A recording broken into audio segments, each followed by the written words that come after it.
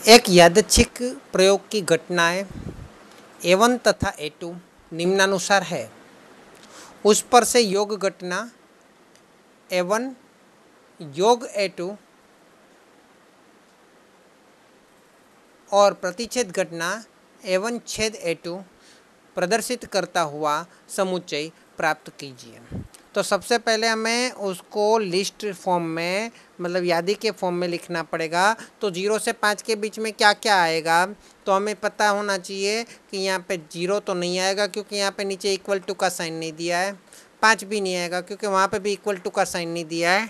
और दूसरी बात तो यहाँ पे उससे भी बड़ी बात तो यहाँ पे ये बोला जाए कि यहाँ पे 0 से 5 के बीच में है x, लेकिन x के बारे में हमें ये पता है कि वो कौन सी संख्या है, मतलब संख्या का कौन सा प्रकार है, प्राकृतिक संख्या है या पूर्ण संख्या है या वास्तविक संख्या है या सममय संख्या है, कौन सी संख्या है कुछ पता नहीं है ना। रियल नंबर्स भी है नहीं भी है। तो इसके बारे में अगर यहाँ पे कुछ नहीं दिया है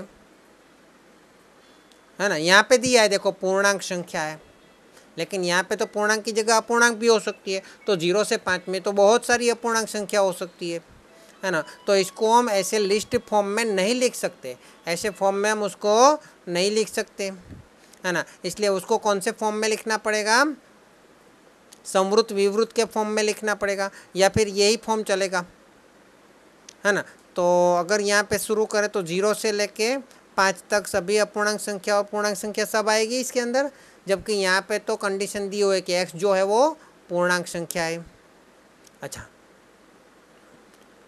A2 की बात करें तो A2 के अंदर पूर्णांक है, तो उसको तो हम लिस्ट फॉर्म में लिख सकते हैं कि -1 से शुरू करेंगे, लेकिन -1 नहीं लेंगे और पूर्णांक है तो -1 के बाद 0 ले सकते हैं, 1 ले सकते हैं, 2 ले सकते हैं, 3 नहीं ले सकते क्योंकि पूर्णांक है, लेकिन यहाँ पे नीचे इक्वल टू का साइन नहीं है। तो इसको हम लिस्ट फॉर्म में लिख सकते हैं, इसको नहीं लिख सकते। अब इसका अर्थ ये हुआ कि 0 से 5 के बीच में सभी संख्या आ जाएगी पूर्णांक अपूर्णांक, और यहाँ पे 0, 1 और 2 3 संख्याएं हैं।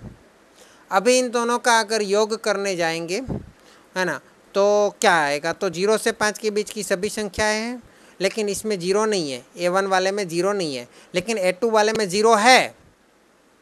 A2 वाले में 0 है, A1 में 0 नहीं है। आप सोच सकते हो जैसे कि ये संख्या रेखा मैं बनाता हूँ, यहाँ से मैं 0 स्टार्ट करूँ, 0 1 2 3 4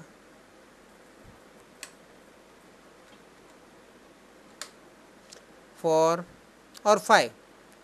तो 0 से 5 के बीच में यहाँ पे विवृत है, मतलब यहाँ पे 0 और 5 नहीं लेना, उसके अलावा उन दोनों के बीच में सब संख्या लेनी है। उसमें पूर्णांक भी आ जाएगी, अपूर्णांक भी आ जाएगी। तो ये 1 और 2 भी आ जाएगा इसके अंदर, ये भी उसके अंदर आ जाएगा, और 1 के और 2 के बीच वाली 1.2 1.3 वो भी आ जाएगी, 0.2 0.3 वो भी आ जाएगी, ये सब भी आ जाएगी, ये सब भी आ जाएगी, ये सब आ जाएगी है ना। तो एक्चुअली देखा जाए तो A1 योग A2 जब हम करेंगे है ना, तो उसमें 0 से 5 के बीच की सभी संख्याएं आ जाएगी है ना, लेकिन 5 नहीं आएगा, लेकिन 0 आ जाएगा क्योंकि A2 के अंदर 0 है। तो इसको मैं ऐसे लिख सकता हूँ, और उसको समुच्चय के रूप में लिखना है, इस रूप में लिखना है। तो कैसे लिखूँगा, वही लिखूँगा जो पहले वाला दिया है, x, जहाँ पे x की कीमत जो है वो 0 से 5 के बीच में है, लेकिन 5 नहीं है और 0 है, इसलिए 0 के बाजू में वहाँ पे जब साइन करूँगा तो नीचे लाइन करूँगा। तो ये भी आंसर हो सकता है, ऐसे भी लिख सकते हो, ऐसे भी लिख सकते हो। दूसरी बात है यहाँ पे A1 छेद A2, A1 छेद A2 मतलब दोनों में होना चाहिए। तो 0 तो दोनों में है नहीं, लेकिन दोनों में 1 और 2 है, दोनों में 1 और 2 है। तो इसको मैं सिंपली लिख सकता हूँ, 1 और 2 हो गया। इस रीति से लिखना तो सबसे बेस्ट है अगर लिख सकते हो तो, लेकिन उसमें नहीं लिख सकता था। क्लियर हुआ सबको?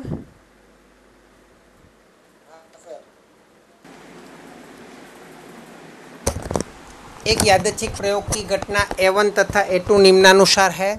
उस पर से योग घटना और प्रतिच्छेद घटना प्रदर्शित करता हुआ समुच्चय प्राप्त कीजिए। सबसे पहली बात तो यहाँ पे जब हमें दिया जाता है तो एक्स चल के बारे में बात करनी है और उसके लिए एक्स की एक कंडीशन दी है और ये दूसरी कंडीशन दी है। तो दूसरी कंडीशन जो है वो बोल रहे हैं कि एक्स जो बिलोंग्स टू एन है, मतलब प्राकृतिक संख्या है। तो बहुत बढ़िया सी बात हो गई। हम इस कंडीशन के हिसाब से x की वैल्यू तो रखेंगे, लेकिन प्राकृतिक है तो उसको हम लिस्ट फॉर्म में यादी की मतलब उसको क्या बोलते हैं, उसको लिस्ट फॉर्म में उसको रख सकते हैं समुच्चय के रूप में। तो यहाँ पे 2 के बाजू में इक्वल टू का साइन है, तो 2 को लेना है, 3 को लेना है, 4 को लेना है, 5 को लेना है, 6 को नहीं लेना है। और यहाँ पे A2 बराबर कहीं पे इक्वल टू का साइन नहीं है, तो 3 को लेना है, 3 को नहीं लेना है, 4 को लेना है, 5 को लेना है, 6 को, 7 को और 8 को लेना है।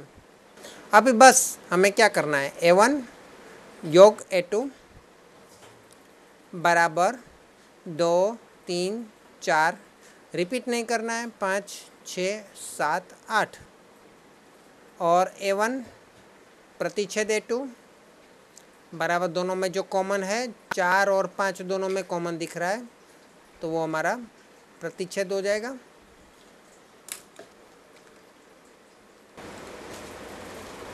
एक यादृच्छिक प्रयोग का निदर्शवकाश U तथा उसकी कोई एक घटना A निम्नानुसार परिभाषित है। घटना A की पूरक घटना A' प्राप्त कीजिए। तो ये बहुत ही समझने वाली बात है। U बराबर पहले तो समझना है कि U बराबर क्या है। तो U बराबर तो सिंपल है कि 0 से 10 तक दिया है,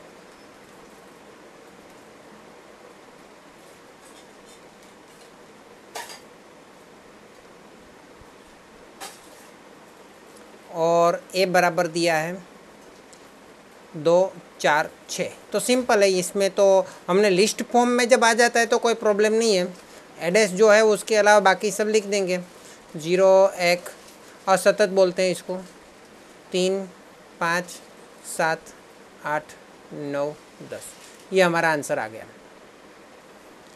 है ना। तो ये तो पूरक घटना मिल गई। तो इसके बाद वाला सवाल देखते हैं। ये सवाल देखिए, एक यादृच्छिक प्रयोग का निदर्शवकाश U तथा उसकी कोई एक घटना A निम्नानुसार परिभाषित है। घटना A की पूरक घटना A' प्राप्त कीजिए। सवाल तो वही है, लेकिन यहाँ पे U जो है उसके लिए लिस्ट फॉर्म हम नहीं बना सकते। 0 से लेके 1 तक करना है, लेकिन 0 से 1 के बीच की संख्या कौन सी लेनी है, और जबकि यहाँ पे कोई इक्वल टू का साइन नहीं दिया है तो 0 और 1 तो लेना नहीं है ना। और दूसरा कोई कंडीशन नहीं दिया है कि x की वैल्यू क्या हो सकती है, तो x की वैल्यू कुछ भी हो सकती है, वास्तविक संख्या हो सकती है। तो 0 और 1 के बीच में तो ऐसी असंख्य संख्या आ जाएगी, 0.1 0.01 0.0001, बहुत सारी संख्या आ जाएगी। तो इसको हम लिख नहीं पाएंगे, हैं, इतनी सारी कैसे लिखें, 0.1 0.001 0.00001, तो असंख्य संख्या मिलेगी 0 और 1 के बीच में। लेकिन 0 और 1 को लेना नहीं है, तो उसको हमें संवृत और विवृत रूप में लिखना पड़ेगा। यहाँ पे 0 नहीं लेना है तो ये दोनों संवृत करना पड़ेगा। पहले तो 0 और 1 लिख देता हूँ, और 0 नहीं लेना है तो उसको संवृत कर देते हैं, 1 भी नहीं लेना है तो उसको भी संवृत कर देते हैं। तो 0 और 1 के अलावा बाकी सब संख्या लेनी है ना। तो ये तो ठीक है, आसान सी बात है समझने में। A को समझते हैं, तो वहाँ पे भी क्या दिया है, वहाँ पे भी कोई मतलब दूसरी कंडीशन नहीं दी है कि x की वैल्यू क्या हो सकती है। तो रियल नंबर हो सकती है, कुछ भी हो सकती है। तो वहाँ पे भी 1/2 और 1 के बीच में लेना है ना। लेकिन कौन सी लेनी है, तो 1 नहीं लेना है, लेकिन 1/2 लेना है। मतलब वहाँ पे संवृत रहेगा, यहाँ पे विवृत रहेगा 1 के बाजू में। क्लियर। अब जब हम उसका A' निकालेंगे तो क्या होगा, A' निकालेंगे तो क्या होगा, है ना। तो हम यहाँ पे जरा आकृति जैसा बना लेते हैं। ये U बनाते हैं हम, ये U है। तो U जो है वो 0 से लेके 1 तक का U है। उसमें से मुझे A चाहिए, तो 1/2 जो है वो तो बीच में होता है। तो A कितना मिलेगा, A बराबर 1/2 से लेके यहाँ तक का भाग 1 तक का आएगा, लेकिन 1 को नहीं लेना है, तो ये हमारा A हो गया। अभी ए डैश क्या होगा, तो बाकी का जो भाग है, ये जो बाकी का शेष बच गया भाग है वो हमारा ए डैश होगा। यहाँ से यहाँ तक का भाग ए डैश होना चाहिए। तो 0 से, वैसे तो हमें पता चल गया कि 0 से 1/2 हमारा आंसर है, तो 0 से 1/2 आंसर है।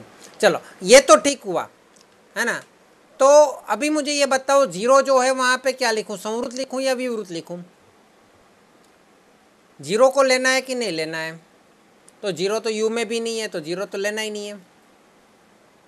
अब मुझे बताओ 1/2 लेना है कि नहीं लेना है? मुझे बताओ ए के अंदर 1/2 है कि नहीं?